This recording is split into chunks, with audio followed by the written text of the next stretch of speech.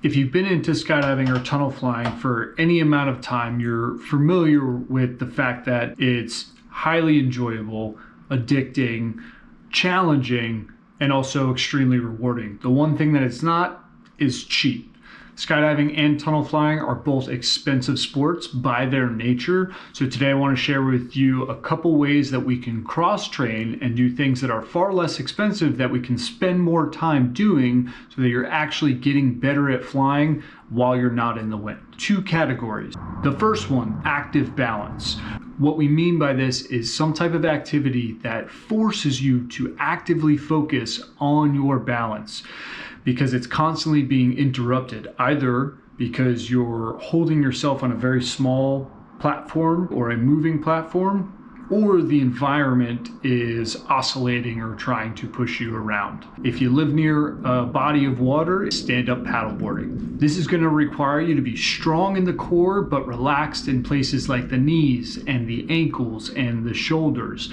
That way you're holding yourself up using the big muscles, using the big frame of your body, but everything else has little shock absorbers built into this. And it's very much how we fly, especially in the dynamic world, where we try to use our main wing, our belly or our back, to be the primary lift or propulsion system, and everything else is going to help us out with balance, and then we're just streamlining to go fast or widening to go slow.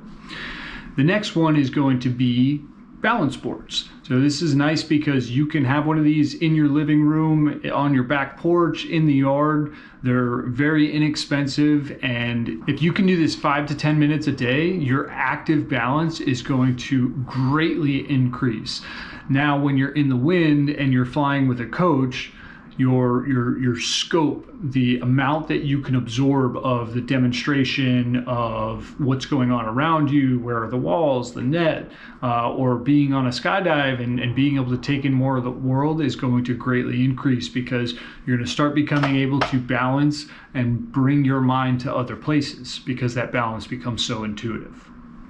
And the last one would be slacklining. So if you got 2 trees, if you got a place on the beach to set up with a couple of poles, like an outdoor gym or a local park, you can get a cheap $50 ratchet strap slackline set up. And just by learning how to balance on one foot then the other and slowly starting to walk, this is a huge exercise in active balance. And what's interesting is with slacklining, all of the imbalance comes from you. So if you just hung a rock on a slack line, it's not going to wiggle back and forth and struggle to balance, because the weight is simply going to sit straight down. If you're standing on top of the slack line and your weight isn't directly focused down towards where your foot is, you're going to experience wobbles. It's fantastic for the core. You're going to have to stay nice and strong, but then at the same time, be relaxed in those small supporting muscles in the joints so that you can counter any type of wobbles that happen. We do this all the time in flying. The second category is weight distribution.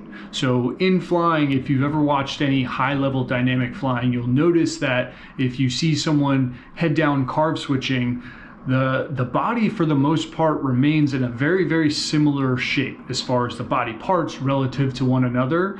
A lot of what we're doing in there is simple weight shift. Simply by choosing to lean in a certain direction or onto a certain part of the body can cause drastic shifts in your angle, whether you're steep, flat, fast, slow, whether you're carving or tracking. So understanding how to shift weight is incredibly important, especially when you're trying to learn things at a higher level, because there's 1,000 different techniques to move yourself around in the wind, and you may have learned something one way, and now you have to give up that balance which your brain has latched onto as a good thing, and choose to use a different surface of the body to hold yourself up or balance you. And that can be extremely difficult.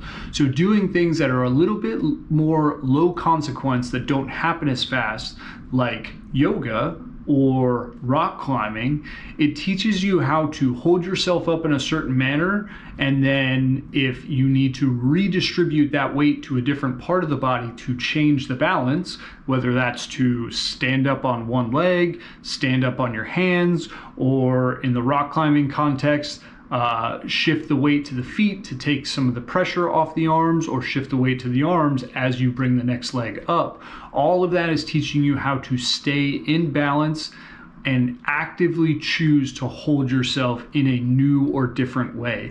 And both of those, the results of becoming unbalanced, happen way less aggressively than they do in the wind tunnel or on a skydive. So you really have time to mentally process and understand which muscles you're engaging and which ones you can relax and conserve energy with.